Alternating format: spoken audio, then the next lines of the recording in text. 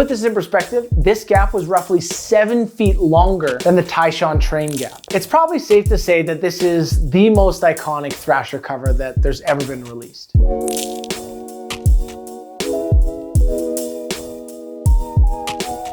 What's up guys? My name's Levi, this is Shred Shop connecting you to skateboarding, and today we're gonna talk about covers that changed skateboarding. Back in the day, let's go back, come here with me for a second. Back in the day, when YouTube was just all cute animal videos and full-blown videos of people getting broken in half on snowmobiles.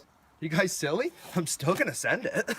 The place that people found their skateboard news was in this things, you might have heard of them, called magazines. They were basically a collection of paper pages with photos all over them, and they were just kind of stuck together. And so the way that a thumbnail is kind of the window into a YouTube video was the same way that a cover on this said magazine was the shelf candy, or the thing that drew your eye to what was inside. And so we wanted to talk about some of our favorite covers that have been on magazines over the years. Let us know in the comments below what your favorite magazine covers were. Over the years, there were good covers, bad covers, really heinous, absolutely disgusting covers, beautiful covers. There was even covers that were destroyed by writing all over the page, and covers where people tried to do weird artsy stuff that didn't quite land. But the first cover that we're going to talk about today is a Transworld issue 1 magazine with Steve Cab on the cover. In 1983, Larry Bama and Peggy Cousins decided to start a competitor magazine to Thrasher. Thrasher magazine was started by Fausto Vitello to advertise his independent trucks. And so Larry and Peggy, who ran tracker trucks, decided that they were going to start a magazine to advertise for themselves and compete with Thrasher. This competing magazine was called Transworld. Fun fact, the name actually came from because Larry had a fishing boat that was registered underneath the name Transworld Marine. And so then he decided to take that name and start this magazine called Transworld Skateboarding because he felt like the name was worldwide and super official. It came out in June 1983, and it had a photo of Steve Cab on the cover, basically in the sky. Kind of like those newspaper photos where people are just doing tricks. This cover was super iconic because it was actually shot by Frank Hawk, which was Tony Hawk's dad. Frank Hawk isn't in the Skateboard Hall of Fame, although he should be, because if you know anything about him, he was someone that brought so much structure to skateboarding back when no one really wanted it. So he wasn't popular then, but so many are thankful now for what he did then because it launched skateboarding forward. Similarly to his son, Tony Hawk, who was hated on for a lot of things that he did early on. You know, he came out with one of the first skateboard video games, and a lot of people didn't like it, but without those video games, skateboarding wouldn't be what it is today. So on this cover we're talking about, it actually said skate and create in the Thrasher font, which was a dig at Thrasher magazine, how they have skate and destroy, and they use their font. And basically what it did is start to divide and create two different camps. So you were a Transworld guy or a Thrasher guy. And one of the things about Transworld magazine versus Thrasher is that Transworld magazine was a little bit cleaner, a little bit more family friendly, a little bit more approachable, and Thrasher was a lot more gnarly, a lot more of the outcast of skateboarding. And so Transworld got on newsstands and grocery stores, convenience stores, all that kind of stuff, whereas Thrasher didn't. And so Transworld quickly blew up to be the biggest skateboarding magazine in the world. And so at one point, Transworld said that they were making over $1 million in ad revenue per magazine, and that their videos that they were putting out were selling over 50,000 copies.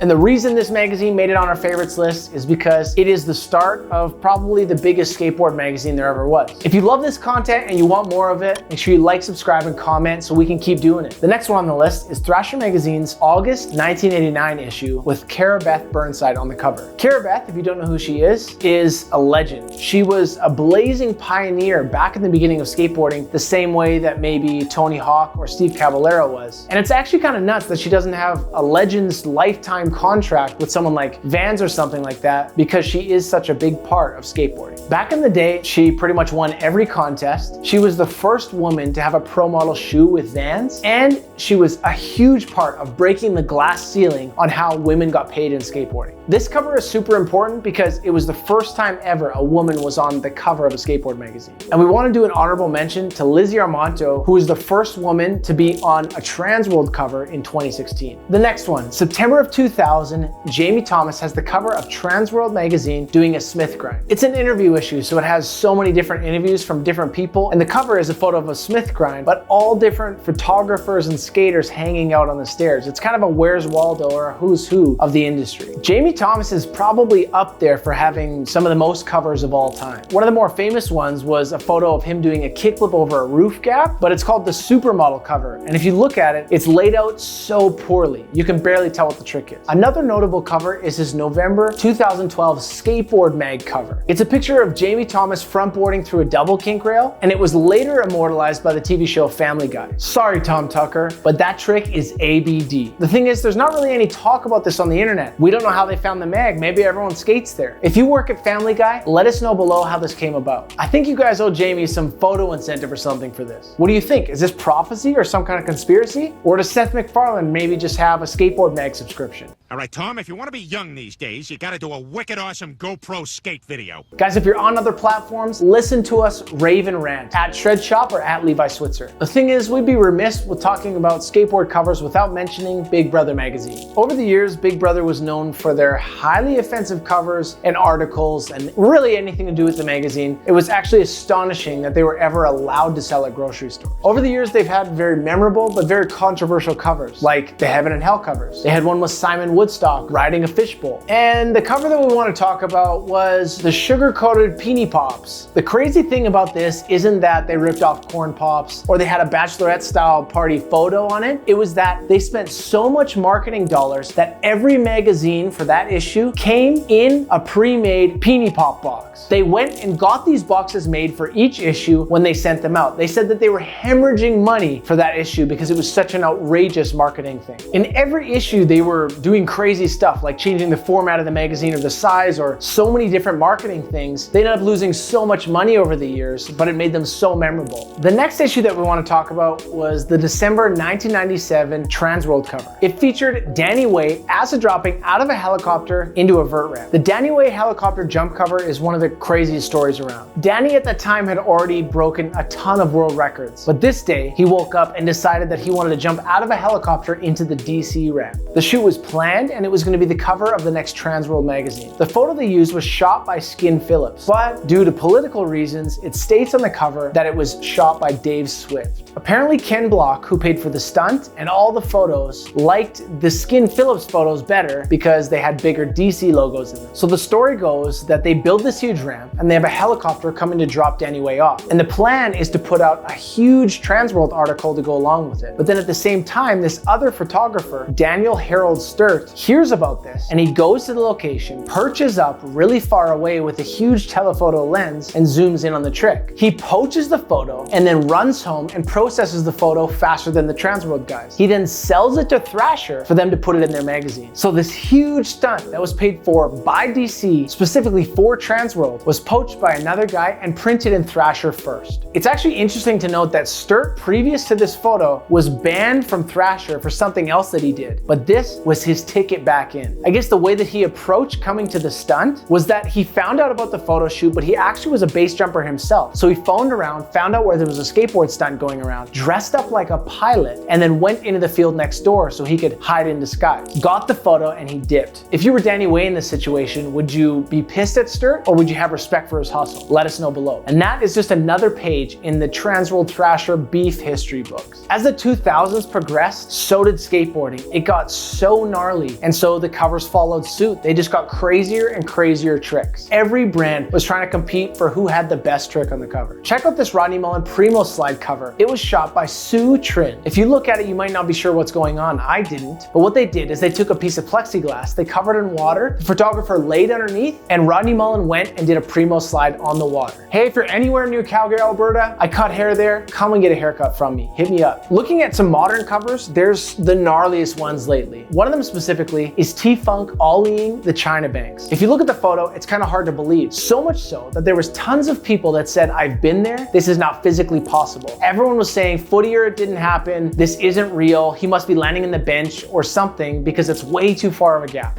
What? Like, what did he do? You know, what was going on? They're like, I think he snapped the fucking big bench. And we're like, there's no way, you know? So I just pulled this out. I remember hearing about it. T-Funk, like, you know he rips. I don't want to be like the only one to be like, naysaying it. Like, I didn't even believe it. You know, I thought the cover was fake. And so it wasn't until his Baker part dropped, the trick was in there and everyone actually believed it. He blew all of us away. And honestly, we gotta say, that's one of the craziest covers there's ever been. It's so gnarly. And with this ollie, he actually won SLS Trick of the Year for 2022. Now let's talk about Thrasher's December 2022 cover. Tyshawn's on the front, kick flipping a subway gap in New York. It's at the 145th Street subway station in Manhattan. Apparently, Atiba Jefferson, the photographer, was in New York shooting some commercial photos, and Tyshawn called him up and wanted him to shoot this kickflip. Atiba said in an Instagram post that this photo was his favorite skateboard photo he's ever shot. And it was one of the most dangerous things he ever did because he had to step on the third rail just to get out, which is where all the electricity runs, and it's known to kill people if they step on it. This is one of the major tricks that helped Tyshawn Jones win Thrasher Skater of the Year for 2022. Tyshawn is only one of 3 people that have won SOTY twice. Him, Danny Way, and Chris Cole. It's crazy to note that Tyshawn went out of his way to right his will before he tried the kickflip. What do you think was gnarlier, his kickflip or his backside flip over the gap? And do you think he earned SOTY for 2022? We feel like we need to talk about a trend in skateboarding that started that is so gnarly. This is the trend of grinding up handrails. In this cover, Leo Romero is grinding up a 9-stair rail. There's people before that had front boarded up a 3-stair rail and other simpler tricks, but a front 50-50 up a 9-stair rail. This is the same rail from Girl Yeah Right that Owen Wilson nose blunted. It's full size. And this wasn't just a one-off. If you ever watch him in demos or even other street tricks, he is constantly grinding up full stair rails and hubbas. This cover specifically inspired a new trend of skating up rails. We saw other people trying it, but after that, Cole Wilson has a cover of Transworld magazine grinding up a double kink rail. This skateboarder cover came out in May 2009. More recently, one of our favorite covers was released. It was a photo of Louis Lopez switch backside flipping over a garbage can. Only the photo was shot from inside the garbage can. This photo was shot by Matt Price. This photo went viral, not only because it was such a beautiful photo, but also because of the manner in which it was shot. When you see a photo like this, you assume it's some sort of gadget where it's a self-timer, he's got the camera and he's super far away pressing a button. But he actually just took his camera, set it in the bottom of the garbage can, and took a stick and poked through the side of the garbage can at the shutter button. This goes to show you that skaters are still low budget. In November 1997, Thrasher had a cover where Jeremy Ray ollied between water tower to water tower, a huge death-defying gap. This photo was shot by Daniel Harold Sturt. It's probably one of the craziest skateboard photos ever shot. The thing is, think of it like this. There's 2 water towers, same level, and it was 16 feet long. No drop or anything. It was a flat gap. To put this in perspective, this gap was roughly 7 feet longer than the Tyshawn train gap. And there was 0 room for error. Even hitting a fart rock could be the difference between life and death. It's probably safe to say that this is the most iconic Thrasher cover that there's ever been released. These are just a few of our favorite covers, but we want to hear from you guys. What did we miss? What are some of the best covers of all time that you love? Guys, I'm Levi, this is Shred Shop connecting you to skateboarding, and you just watched magazine covers that changed skateboarding. Stay tuned for Comment of the Week.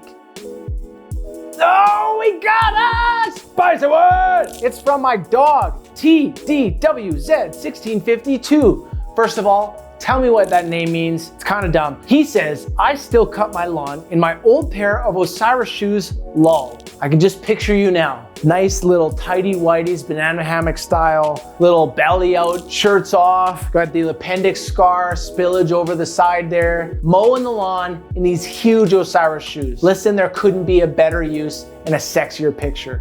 You're the best, 1652.